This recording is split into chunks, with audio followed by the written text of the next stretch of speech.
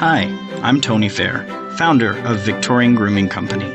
Is your beard feeling dry or the skin underneath itchy? Maybe you'd rather soften and tame your beard instead. Our classic collection of beard oils, balms, and soaps will leave your beard looking, feeling, and smelling amazing. And if you prefer shaving, our pre-shave oils and shave soaps will give you a smooth and razor burn-free shave. Handmade in Edmonton with natural ingredients. Visit victoriangrooming.com.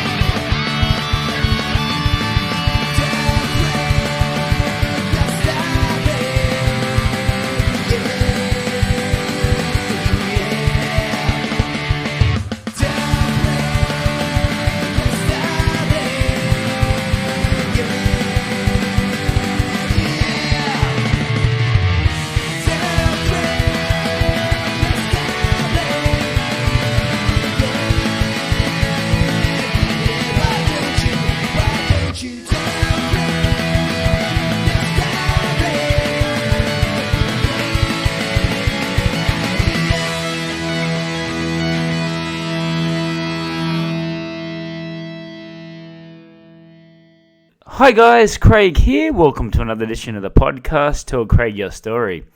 This is part 2 of my conversation with the ladies from the Silk Room in Shanghai, the Burlesque performers, on Tell Craig Your Story podcast.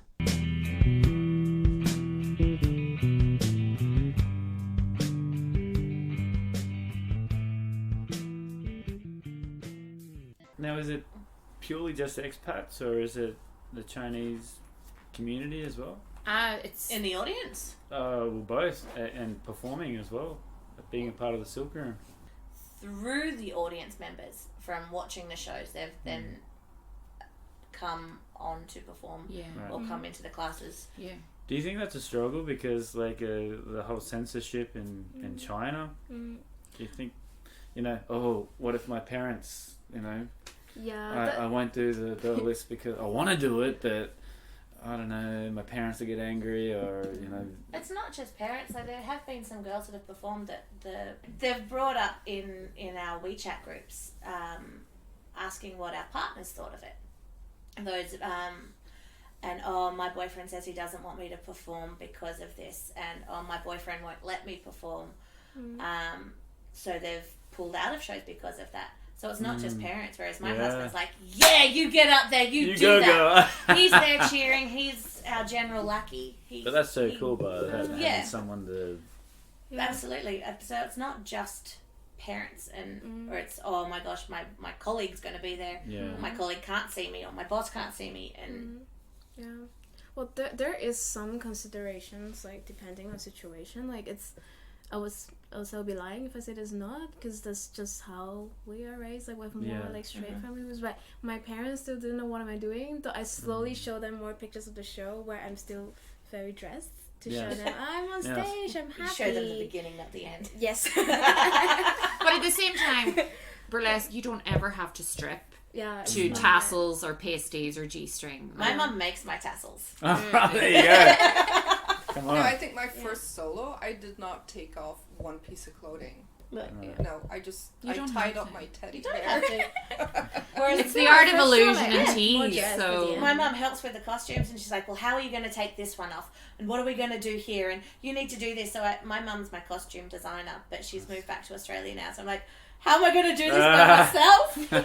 But yeah, it's funny because you talk about stripping, but if we're talking about historical influences, in the Victorian era, when they started to wear flesh-coloured tights, showing your ankles, and it was at the British blondes with back in 19th century, where they started to wear flesh-coloured tights, and people were like, oh my god, that's that's I want to do retro. a routine where I just show my ankles. Just the ankles. Or your knees in the 1920s. So, like, again, it's subjective when you talk about teasing and stripping. You don't have to ever get down to tassels. So, the girls, a lot of girls that do the classes will not ever get down to tassels. And when I just started, I thought Shanghai is a good place because in China there's already censorship. So I feel like if my parents found out, they know I'm censored, so they know I'm not like. Also, it's proof that the government says okay. So it's healthy, but yeah, it's very liberating in a way. Like at the end, you know, and all the Chinese girls seeing it, you know, they feel like, oh, it's actually fine. Like because we also, a lot of us tend to overthink too much. Like when I was just starting, I was definitely overthinking it. My first show, I was actually putting more clothes on at the end than the beginning, just to feel like okay. But the thing is, like, too, I guess we have to be careful. Like we get around the censorship, you know, because it's a private show and it's only friends and family. Yeah. Now, with the Silk Room, do you have performances there, or is it just at the Pearl, or do you have other venues? No, basically the Pearl is our main venue. Yeah. We have done other mini shows.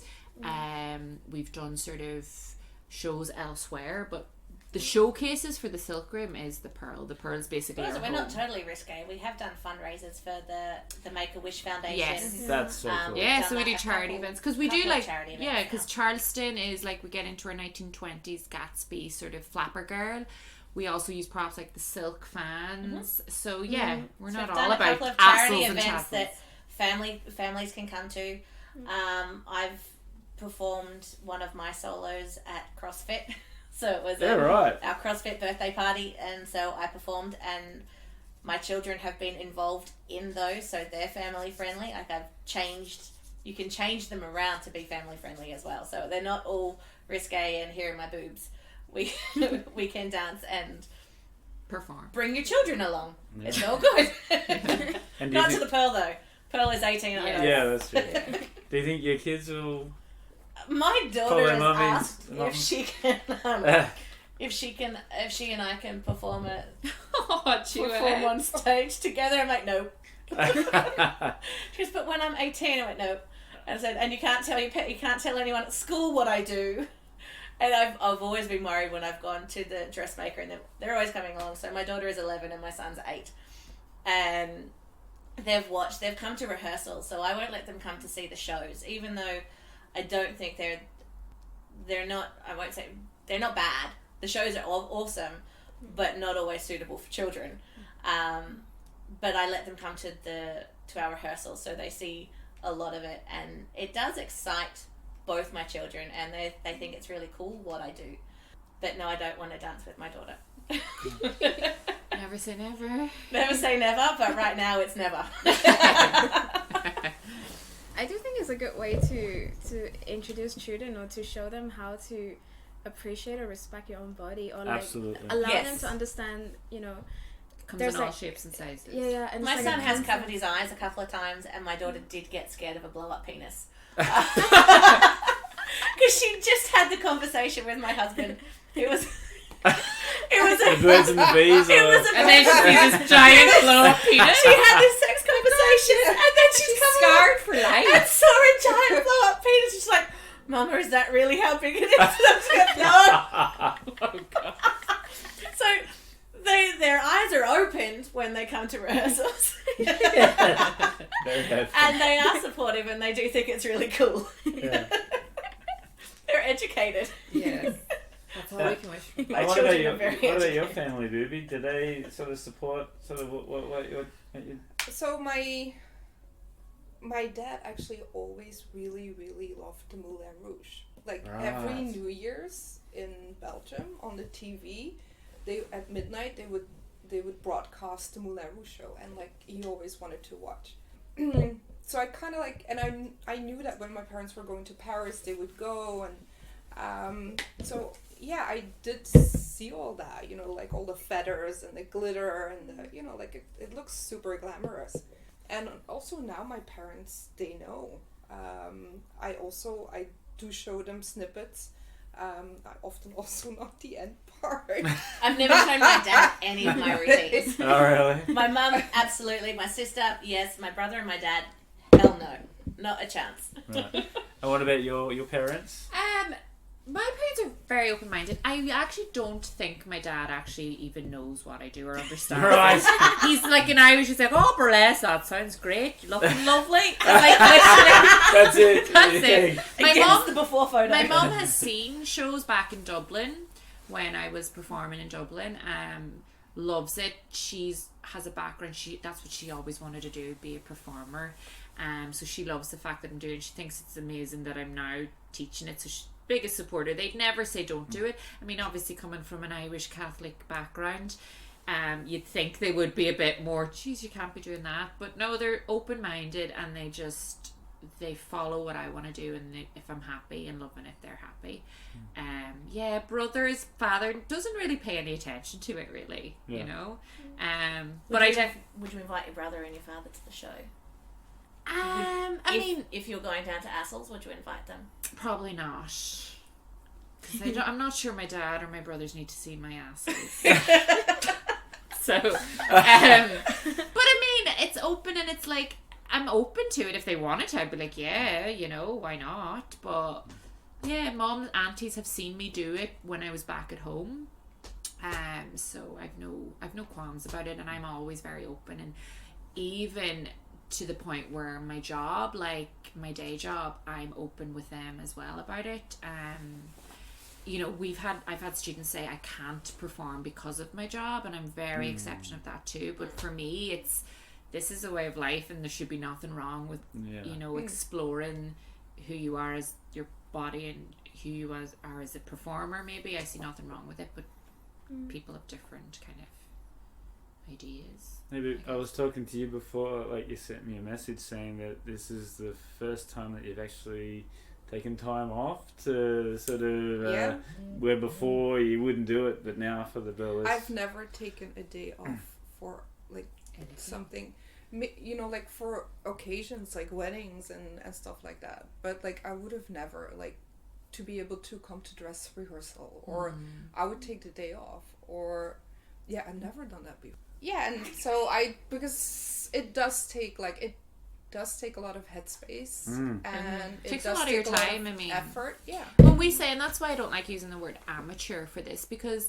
I mean, we're giving up a lot of our extra time. Like, basically, our social life becomes burlesque, but it's good to have a really strong community around us. But everything outside of what I do on my day job is eaten up by the silk room. And, you know, we're in the studio weekly, we're rehearsing, we're creating our own costumes, we're creating our own show, we're producing sellout shows. So why are you going to tell me that that's amateur? You know?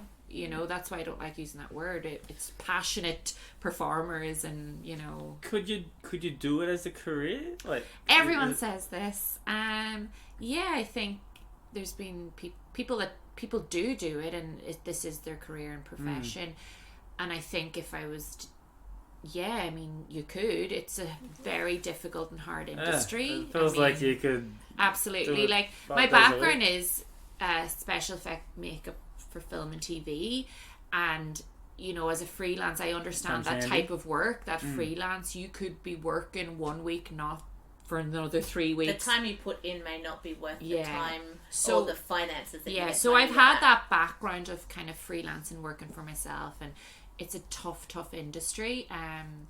Yes, I could, but I mean, there's no security there, and I take my hats off to people that do this. This is a profession, and it's people do it for a living. We do it for the love of it and the passion. And I think that's where it's been hard, going back to the very beginning when you asked about COVID, is that so many theatres and performance venues have all closed down. We were really, really lucky in Shanghai that I think we had a show in April last year, so capacity was really low, but we were still able to perform. And throughout most of this COVID thing, we've still been able to perform, and we've played it by ear.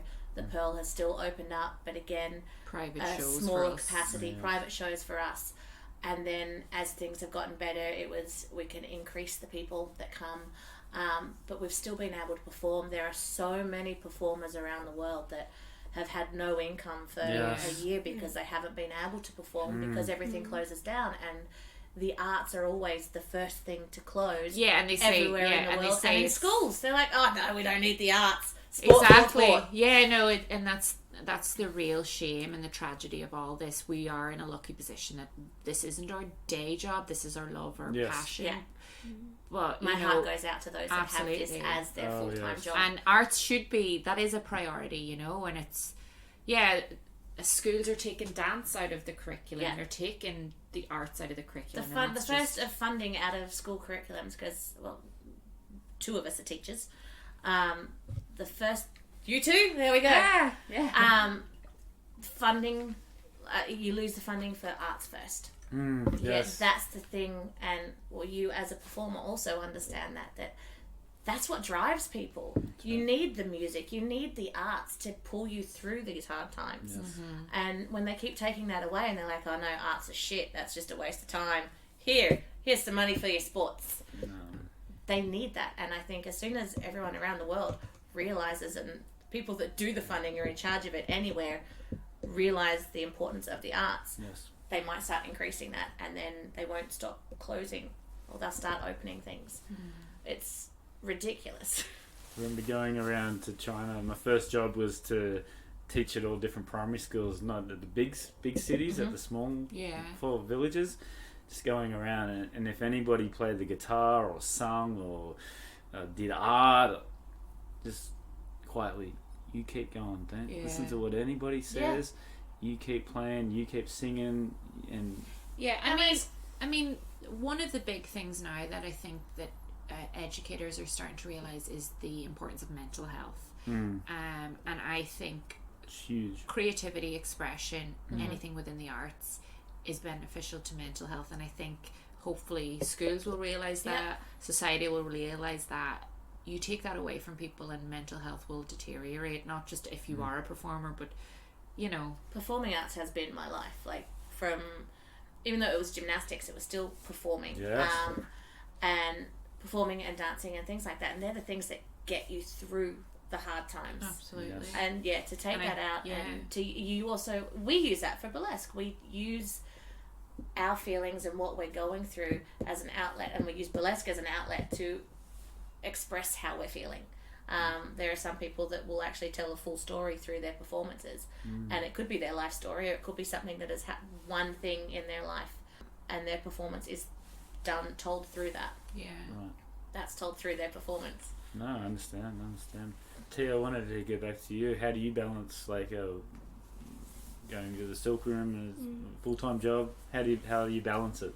Well, I have my own fashion business, so they just kind of blend in because nicely. I mean, blend in perfectly. I've been making costume for a lot of the performers. I've also been making costume for soloists, and it actually helped me transform my business a little bit, because I always want to switch from having a ready-to-wear brand to making couture, or making bespoke pieces. So it's been a very healthy transformation, very helpful. And I also learn a lot, besides just being a performer, being someone who's learning how to act, how to dance, also someone learning how to handle different customer, different needs. I get the chance to work with different body types, which normally I even though I want to, I don't really have the chance. I don't have friends like this in my real life. I don't get to meet, and in burlesque, everybody have their own character, have their own vision, and they're very happy to share with me. So it was great. Yeah, it just all blends in together. It's perfect. Absolutely. And in terms of it's just like with all entertainment, it's all about the friendship as well. I mean, look at you guys here. So tell us a little bit about that. How long you've been friends for? How long? Working together. I went through this because we were dating it back. She's like, how long have we known? We met first. Yes. And this is Cara and Betty Snatch. So your audience. I went through all my moments because I'm like, no, I know the date. We've met. You haven't been here that long. And I went through all my moments to try and find it, and I did. Now I've forgotten it. But we met first during a workshop. It was about 4 or 5 years ago. Yes. Basically from the start. Yeah. We'd been together, and then we came on in the same course. Yeah. So that was after. So we had a show in January, our winter showcase, which was January 2019. Yeah. Are you like socializing outside? Oh yeah, so the most that's important what thing I was- is like, yeah, absolutely. I mean, now anything that happens, probably the first people I go to tell is, okay, how do I get over this? This has happened, or I need someone to gossip with, or I need a glass of wine. These are the people I call. Yeah. I may not always be 100% supportive. I might laugh in a face, but Yeah, but I need that. I'm need waiting that. for you to get to laughing mode. Yeah, about this. Is that My the zipper Aussie coming head out of you with your laugh? I think so. No, I mean, I'm Irish. I can take. abuse first. I can take sarcasm and I can laugh at myself, but yeah, these are family. Your burlesque community becomes your family, and I think anywhere I've been, so the people I've met through burlesque in Ireland, in London, in Shanghai, they're the people that I grow closest with, and the people that I'll always maybe speak to. Because it's a different level of. Is it understanding? Is it relatability? Is it just? I But think you it's the also- same wave. Oh, sorry. I think like it's a bonding moment, especially like when you're doing a show and you're all kind of like in the back and you see like no matter, because like I always was so in awe for you and I was like, oh my god, she's so Sorry, say it. Betty Snatch. Thank you.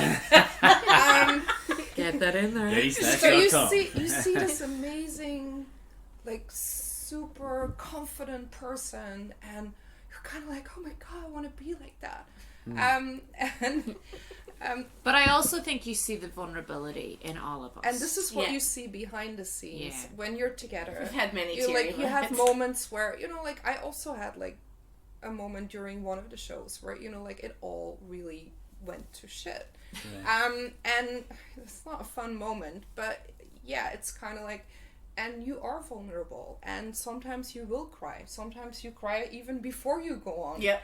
I have moments where like also when you're working on something, you have moments where you think like, oh my god, like what I have is amazing, and then like let's say like a week later you think like, oh my god, what was I thinking, what am I doing? And then like you reach out to them and they will talk you through it. It's like we lift each other up, and it's like It's a sisterhood. Yeah. And it's Was it's okay basically. to That's be true. vulnerable. It's okay to sometimes But like, you can't be vulnerable doubt with yourself. everyone. And I think the people you meet in the Yes. burlesque community, you absolutely can. There is a group that 3 of us within the Silk Room. So we had the Fixie Chicks. And that was myself, Betty Snatch, Lucy Sky, and Sunday Best. And Cara probably hated us in the class because I didn't. I hate nobody. except us. Except. If there was a joke to be made, we would have done it. We probably talked more than danced, and we got into a lot of trouble. And anything that Cara said, we may have mimicked back with her Irish accent. Oh, yeah, particularly like the murr. So, the myrrh. Do you know what I'm saying when I say myrrh? You don't? Myrrh. We all dance in front of the murr. You look at the myrrh. Oh, right, okay. Got I it. had a student that once said, you sound like a dying sheep. Myrrh. For anyone out there, it's a Donegal accent. I'm sorry. So the Fixie Chicks, we also performed together. We did a couple of routines together, and they've now since left. But we would go out, and Cara as well, and we would. Oh yeah, tagging along with you. Cara would tag along with the Fixie Chicks.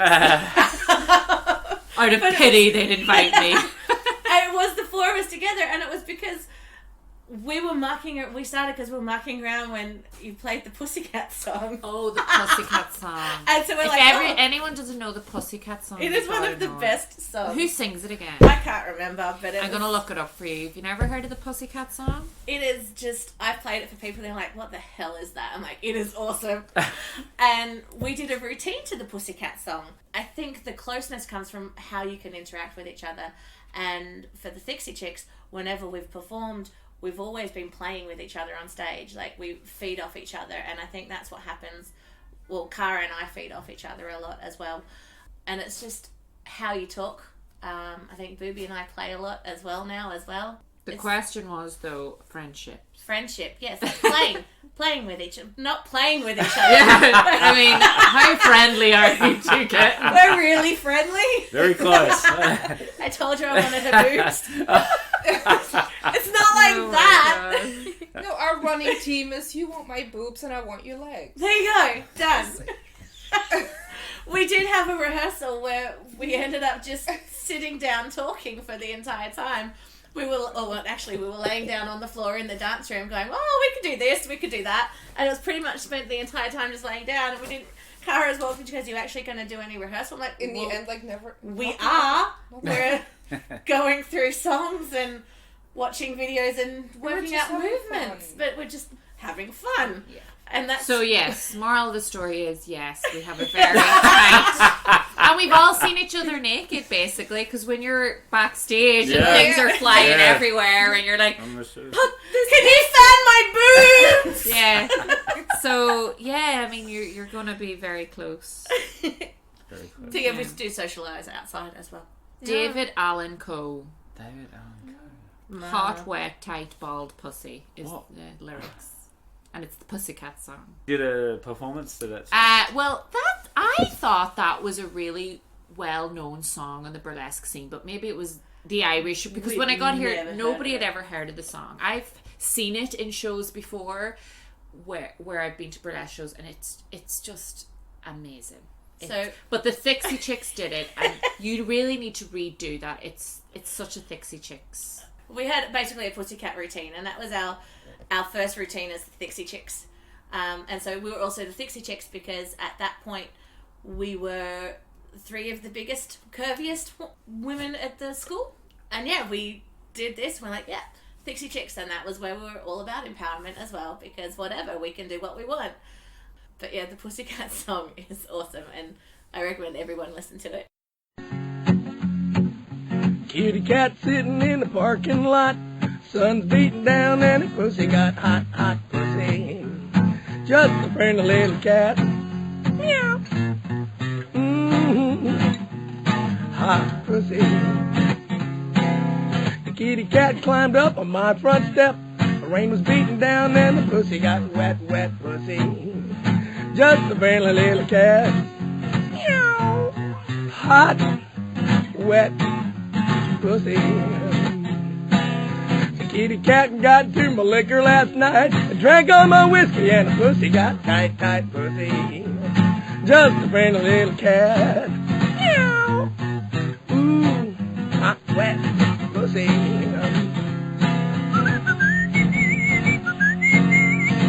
Kitty cat climbed into my rocking chair, rocked so long that it lost its hair, bald pussy. Just a friendly little cat. Meow. Hot, wet, tight, bald pussy. Meow. Hot, wet, tight, bald pussy. Yeah, kitty, kitty, kitty, kitty. Hot, wet, tight, bald pussy. Oh, baby, that's what I like. Like one of the acts that I did, You'll know I it. was looking for a song. I wanted to do like a transformation story where Don't like, say the name of the song, just explain what you were doing So first I and would see if you can come up with the song. I would start as a cleaning lady. It was kind of like, Really? And you but call I yourself couldn't an find the right Australian. song, and I This was is a Queen song? No, it's not a Queen Say song. the Queen. Say Yeah. the cleaning lady. Can you find the Say Sadie, the cleaning lady. I was looking for months to find I was all over YouTube, and I think like the best one I found was like "Don't Make Me Do Your Dirty Work" from Steely Dan, I think. But it didn't really fit the storyline. I was kind of like, up until I went to this workshop, and we were talking about it, and she just yelled out like, "Sadie the cleaning lady!" Like, what the hell? Like, Fonzie, who? John Farnham, look at Yeah, that. I mean, we make songs cool again, basically. Yeah. Or Absolutely. cool. That was never cool. That probably. should be us, like the Where- Silk Room making where's songs the cool royalties? again. Where's the royalties for that? Yeah, You know, making songs cool reinventing. again. Can you do that, Tia? On our t-shirt, have the Silk Room making songs cool again. So what would you say? What would you say to like an inspiring person that wants to do it? Just do it. Yeah, I also think probably listen to your gut, because your gut's telling you you're gonna like this, you want to do it. And it's really not that intimidating, and it's really not that scary. The minute you cross the door of the Silk Room studio, where students say, oh, immediately I'm at ease, because it's just a group of people that are sharing their experience, that are breaking down barriers, that are kind of losing a little bit of their inhibitions, feeling comfortable and confident in who they are. And I think it's just go with your gut and just don't take yourself too seriously. Yeah, that's I think that's also how we can feed off each other, is that I take the piss out of everyone. Yeah. So when they do come in, there is an element of laughing with you. Yes. And so every class is always laughing. There is always laughter, and everyone Absolutely. is having fun. So and I mean, don't take yourself seriously. Yeah. No, and you see also like throughout the class, like there's like different relationships that kind of like grow, of people. Like normally you would never meet these people. Yeah. Yes. That's the thing. And I think that is also one of the beautiful things, is that this is a place where like a lot of people come together that necessarily Wouldn't not really gel. meet. Yeah. Because as I said, it's All walks of life. Right? all walks of life, because age never matters. Because when age doesn't matter, skin color doesn't matter, orientation doesn't matter, background doesn't matter. Like nothing matters. Burlesque is what we all have in common, and then we just become like connected in so much more deeper, better ways. So. And especially when you're an expat as well, like you got to Yeah. rely on that. You got to have a family. Yeah. I think as an expat, everything is it's so much bigger and so much stronger. A friendship that it feels like we've known each other for years, forever. When we've actually gone back and looked over the time, we're like, what? But it's just because it's what you have, and everything is so heightened here. But you also need something like that. You need an outlet. You need Yes. that community. But you also said, like, what would you say to someone thinking about doing it? I'd also say don't let anything hold you back. If it's age, if it's shape, whatever it is, it's not going to hold you back once you get into the studio. I mean, you say you're 46, but we've got women that have just joined that are in their 50s and 60s. That's great. Burlesque artists that are 70s, in their 80s. It doesn't matter, like, because you don't have. It's not about dropping down into splits and doing this choreograph. It's about telling your story on stage and what you want to say. So don't let something hold you back. Is probably what I'd say too. That's really cool. Do you have anything to add to that to you? Yeah, no, it's great. It's also never too late. Yeah. Sometimes I have girls, maybe even younger than me, saying, "Is it too late now to join?" I don't know what. No, like look at us. Like it's never too late. Yeah. I think that's where a lot of people think, stop because you. with dancing you've got, you're only in your prime until you're 21. Yeah. And with sports, Yeah. you can't do it as you're older. But Yeah. this is something that burlesque absolutely everyone can do. The only reason why my mum's not doing it is because she can't stand properly. I'm like, well, that's fine. Get your walker. You can be up on there. Yeah, It's I all love right, that. Mum. You can do it. She goes, my boobs are sagged. They're down to my knees. I'm like, that's fine. We'll get you some good tassels, and you just get them all going. Anyone What the fans can do- want, right? Absolutely. It's what the people want. I look forward to the day when I can get on stage with my walker and my boobs to my knees, so I can try and do my tassels and have my whole boobs just going around in circles. That's Yeah, my the goal. fans going crazy. I've seen like We want probably more. 70, Encore. But you also- 70-year-olds, yeah. like on YouTube, like you have videos of women who are from back then were burlesque performers, Yeah. but they're still performing. Like, Yeah. it's Like like Tempest Storm, right? and I think there's like several that you can find. Yeah, Burlesque But- Hall of and Fame. these ladies, they, like, of course, like, they don't look like a spring chicken anymore, but they still have the It's moves. that passion. They still have the confidence. They still have that look in their face that, But- like... But can- burlesque, as I said, it's politics, it's feminism, and why does feminism or politics stop at a certain age? It doesn't, it's satire, it's knowing your place and understanding your place in society and using your body to understand it. So I say, don't take yourself seriously and just get up and bounce your boobies. That's Yeah. right. And the art, there's no age limit, even No. for like music, and there's no age limit. Just get out and just do it. Yep.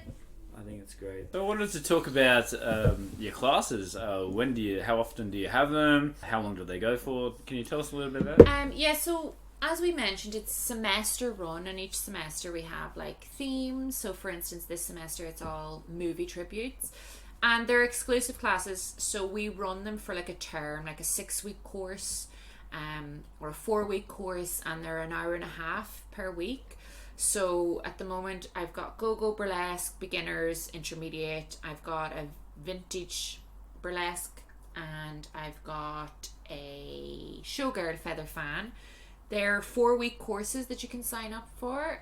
They run on a Friday night and a Saturday night for 1.5 hours. And Sunday coming up soon. And then we've got other workshops happening. So we're running like a Diva Through the Decades. So it's a nod to like more nouveau burlesque. Nice.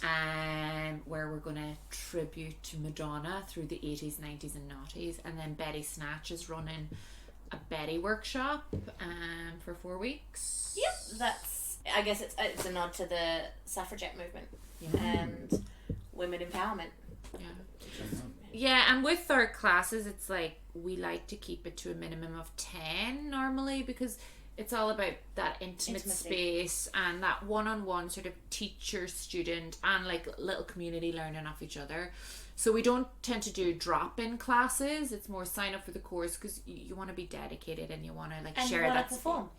And then of course there's always an opportunity when you sign up to perform in our student showcases. And we've just started up a Burlexercise. Come on. Class, which is a weekly drop-in, and that's like, because we were all talking about we'd like to do it regularly, like it's almost like a fitness kind of class where we combine burlesque style movements into an exercise class, and then we do a burly flex 30 minutes at the end where we want to be flexible. Cool. It's really cool, but again with Burlexercise it's taken off, and we've people that has come out of nowhere. I know.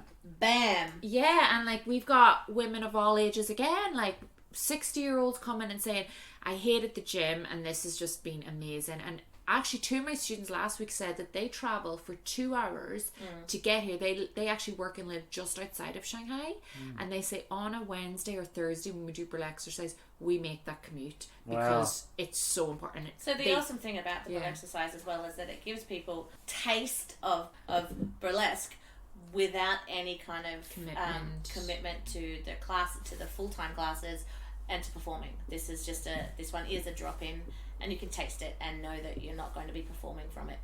And it's But I also saw like people that did the Burlexercise and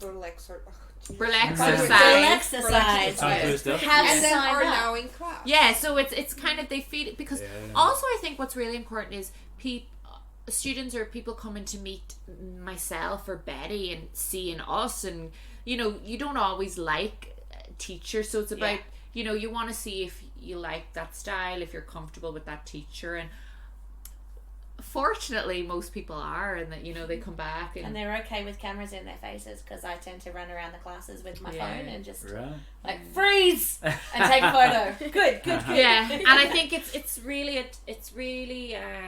adaptable, if that's the right word, Burlexercise for your own fitness needs. You don't have to be a dancer, you don't have to be able to do the splits, so it's for everyone, and you get a workout to meet your needs. So yeah, I'm loving it. It gives me an excuse to exercise too each week. So yeah, let's get close to wrapping it up. One story from each of you just that stood out being a part of the Silk Room. Yeah, the diamond one, and so we had one guy in the group, and so like we do the course, like it was like probably a 6 weeks course, showgirl course, and in the end, like we all had to get up on stage, and he really wanted to do the show. But in the beginning, he kept talking about like, like he wanted to wear like a tux to be on stage.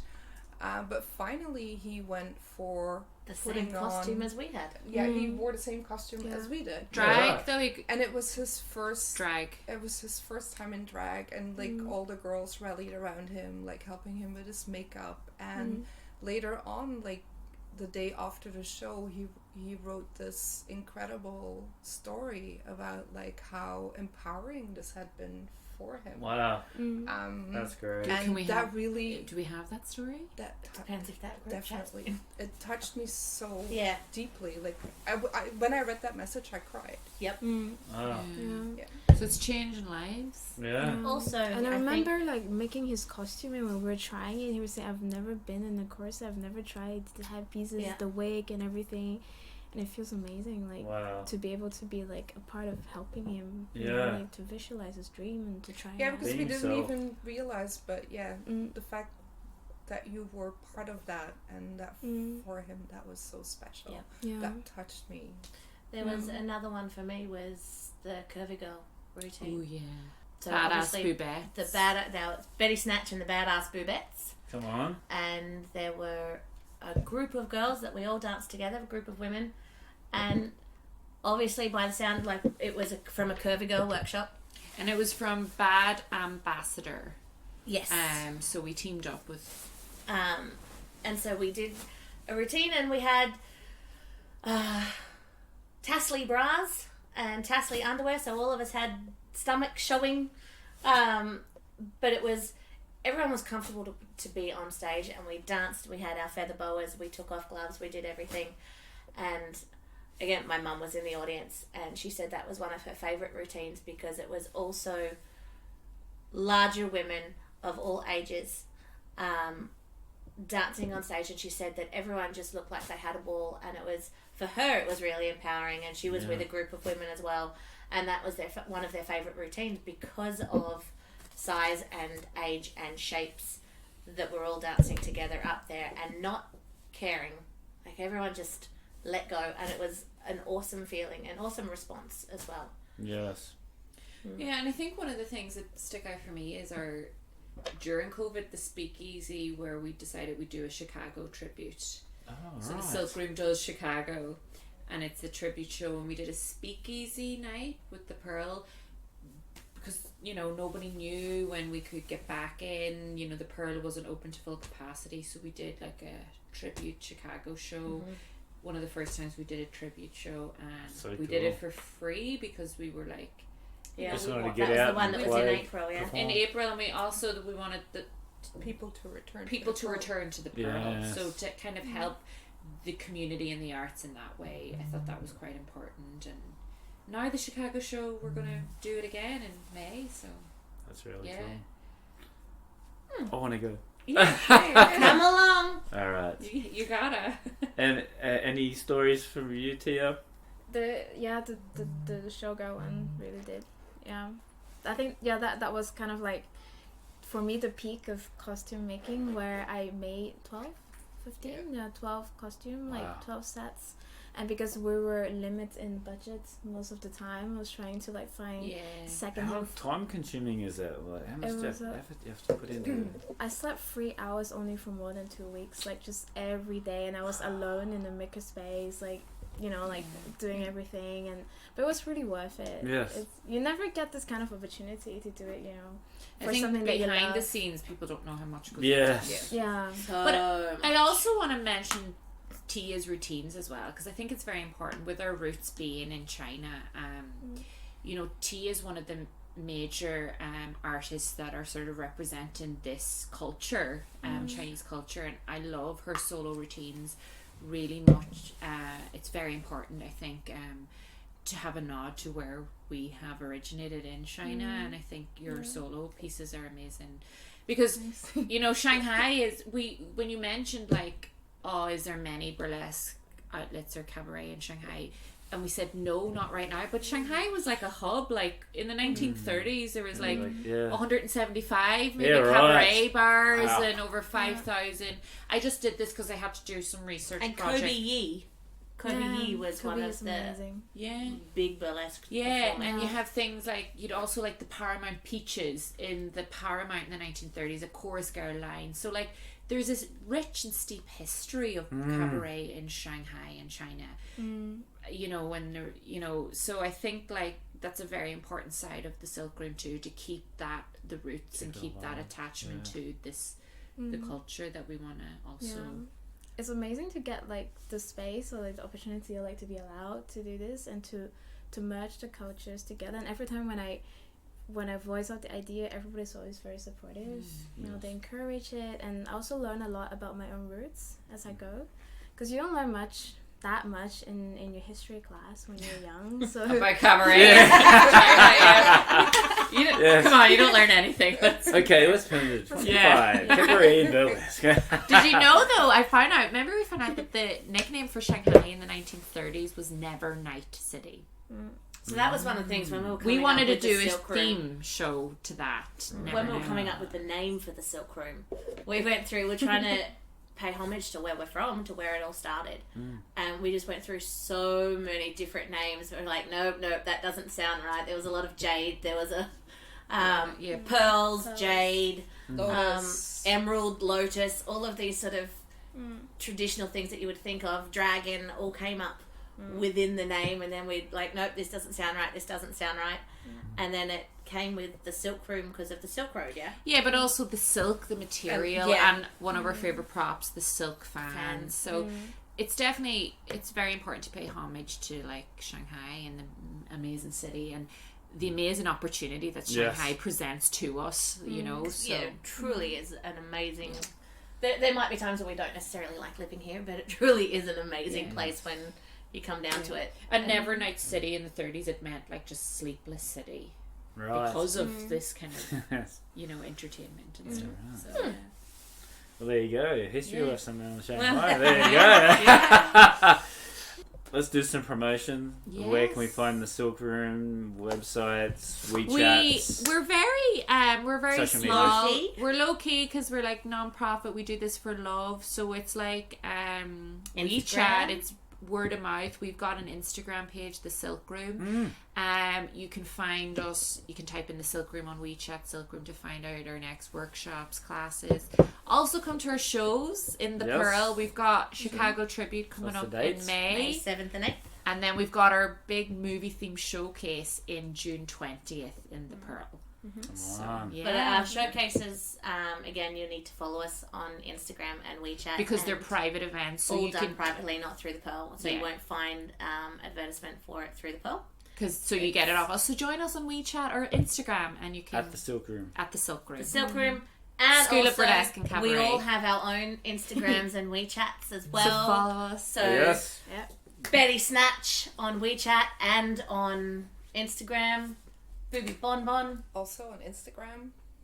Yeah, me too. Tia the Inferi on Instagram. And you can find Lucy Inhibitions or Mama Tequila on Instagram. The Fixer Chicks are also there. Yes. All right. Great. Yes. All right. Thank So you. my last thing that I do is I just ask your top 2 or 3 favorite movies. Top 2 favorite. The first one I'm going to ask is, who is your favorite musician / artist? All right, let's go backwards this time. Tia. I need some time. Because I have to be put on the spot, I'm going to say the Wiggles. Ooh. Who the hell are the Wiggles?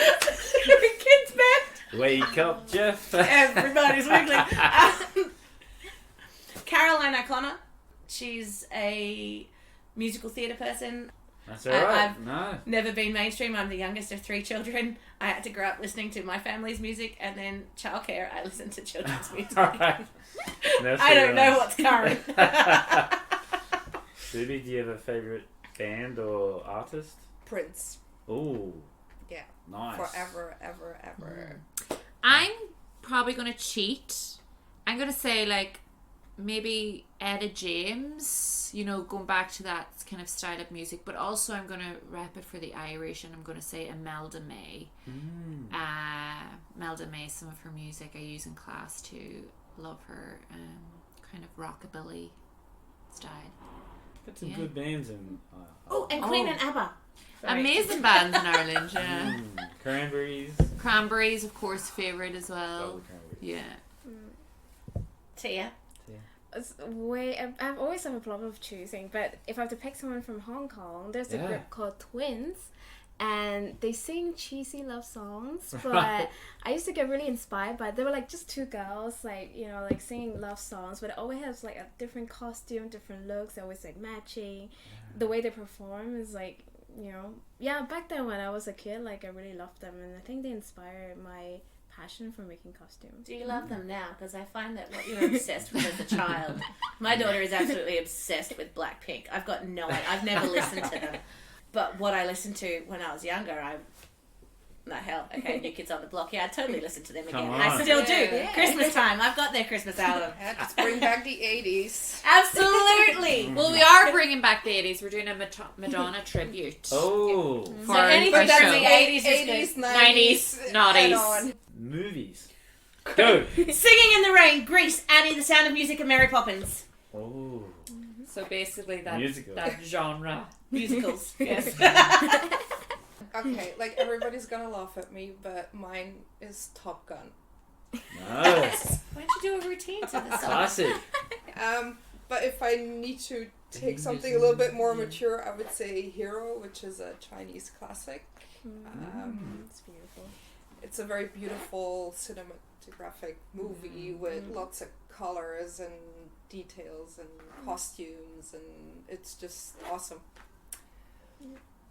I mean, childhood classic for me was Beetlejuice. Oh, yes. But I like horror because I was born in Halloween, so but Beetlejuice and the music, and I feel like I should have done a tribute to Beetlejuice. Beetlejuice. Yeah. Sure does. Beetlejuice, and then the genre of I love horror, but I also love musical. I mean, Chicago, obviously. Of course. Yeah, I could list everything, but Yeah. I'll stick with Beetlejuice as a Alright. classic childhood That's a good favourite. one. Yeah. Memoir of the Geisha. Yeah. But it's always about costume and cheesy love Yeah. stories. That's a great. That's actually a good movie. I was in Japan. I went to Kyoto. Oh, was it Kyoto? Yeah. Kyoto and Yeah. the orange. Yeah. It's Yeah. beautiful. Yeah. And being geisha has been a dream, but you know, that I'm a bit too late for it. I actually got nervous when I saw one. Do I say something to him or do I? Yeah. What do I do? There's a lot of Do I take am I allowed to take a photo of her? Or, anyway, she was just the little slippers and Yeah. so cool. Just So walking around. beautiful. Last one. Who is your greatest inspiration / hero okay. and why? I'll go first, and I think because it's on the top of my mind when we talk about inspiration, I think I'll talk about burlesque inspirations purely because Mama Tequila and my costume is Carmen Miranda, just because of her. I mean, everything about her persona, her songs, her acting, her costumes, her headpieces. She's iconic, so inspiring. Carmen Miranda. Awesome. I think my inspiration is at the moment, I think for my character, is Mae West.